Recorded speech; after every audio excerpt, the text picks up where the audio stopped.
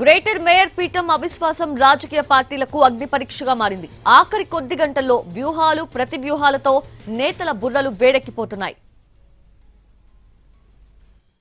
Greater Visakha మేయర్పై అవిశ్వాసం అధికార విపక్ష పార్టీల నేతలకు బీపీని పెంచేస్తోంది. మ్యాజిక్ ఫిగర్ కోసం ఊగిసలాటలు కొనసాగుతుండగా ఫిరాయింపు కార్పొరేటర్లకు వైసీపీ పంచ్ ఇచ్చింది.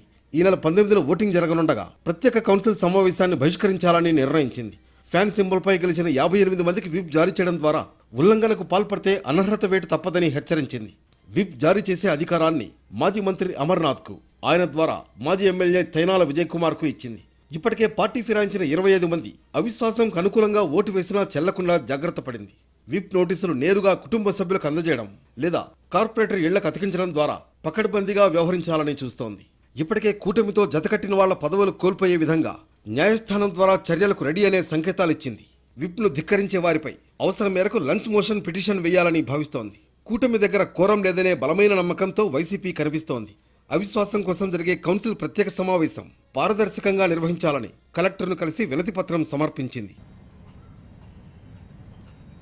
గ్రేటర్ విశాఖ మున్సిపల్ కార్పొరేషన్ నగర మేయర్ గారి మీద కూటమి పార్టీలు ఇచ్చినటువంటి అవిశ్వాసం తీర్మానానికి సంబంధించి రేపు 19వ తారీఖున ఆ ప్రత్యేక సమావేశం జరుగుతున్నటువంటి సందర్భంలో ఈరోజు జిల్లా కలెక్టర్ గారిని కలిసి రేపు 19వ తారీఖున జరగబోయేటువంటి ఎన్నిక ప్రక్రియ పారదర్శకంగా జరగాలని, అటు కూటమి పార్టీలు రెట్టించిన కాన్ఫిడెన్స్ తో కనిపిస్తున్నాయి.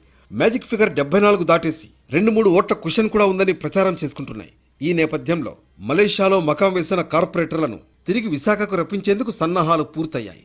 ఎయిర్పోర్ట్ నుంచి 2 బస్సుల్లో భీమిలీలో ఉన్న శిబిరానికి తరలిస్తారు. అలాగే ఇక్కడ స్థానికంగా ఉన్నటువంటి ప్రజాప్రతినిధులు, మా ఎంపీ గారు, శాసనసభ్యుల యొక్క పనితీరు కావచ్చు, ఒక నమ్మకంతో కార్పొరేటర్స్ ఉన్నారు.